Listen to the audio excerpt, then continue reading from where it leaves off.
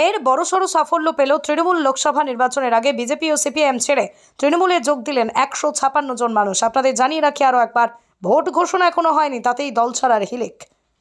বুধবার বিকেলে 4টে থেকে কাঁকড়া হাটতলায় আসন্ন লোকসভা নির্বাচনে দুর্গাপুর বর্ধমান লোকসভা কেন্দ্রের তৃণমূল সমর্থিত প্রার্থী কীর্তি আজাদের সমর্থনে প্রার্থী আসেন রাজ্যের পঞ্চায়েত মন্ত্রী প্রদীপ মজুমদার।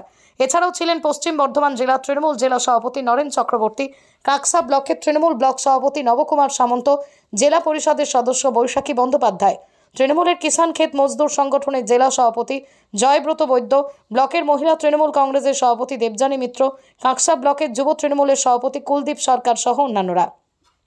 এদিনের নির্বাচনী প্রচারে কাঁকড়া হাটতলায় আয়োজিত তৃণমূলের সভায় যোগ দিয়ে কাঁকসার বিভিন্ন প্রান্ত থেকে আসা বিজেপি ও সিপিআইএমের কর্মী সমর্থকরা তৃণমূলে যোগদান করার কথা জানালেন। রাজ্যের পঞ্চায়েত মন্ত্রী তাদের হাতে তৃণমূলের দলীয় পতাকা তুলে দেন। কাঁকসা থেকে জয়ন্ত মণ্ডলের রিপোর্ট, পশ্চিম বর্ধমান, WB নিউজ 365। বিজেপি আমরা করতাম দীর্ঘদিন ধরে, বিজেপিতে সুবিধা অসুবিধা কোনো পায় নাই।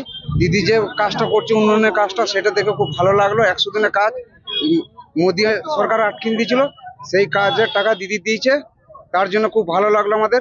সব গরিব মানুষ মহিলারা হ্যাঁ লক্ষ্মী ভান্ডার পায়, দিদির দয়াতেই লক্ষ্মী ভান্ডার পায়। সেই সব দেখেই কি তৃণমূলে আসছে? হ্যাঁ, সেই সব এই জন্যই তৃণমূলে আসছে। কোন কোন এলাকায় বিজেপি? হ্যাঁ, আমরা বসুধা গ্রাম, বনকাটি পঞ্চায়েত বসুধা গ্রাম। আপনার নাম? গণেশ বাগদি।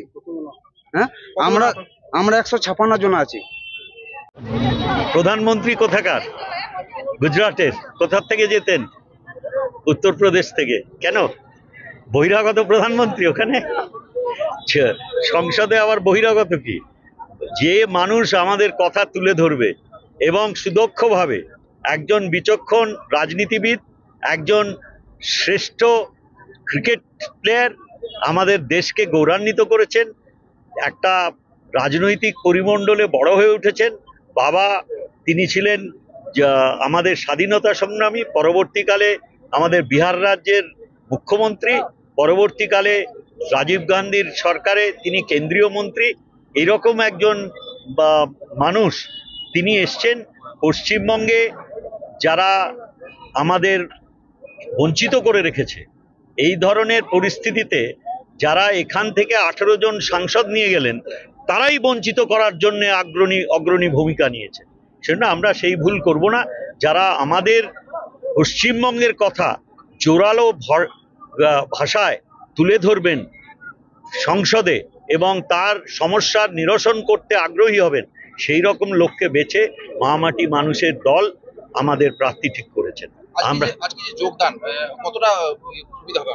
না, সুবিধার থেকে গুরুত্বপূর্ণ হচ্ছে এটা তো মানুষের দল।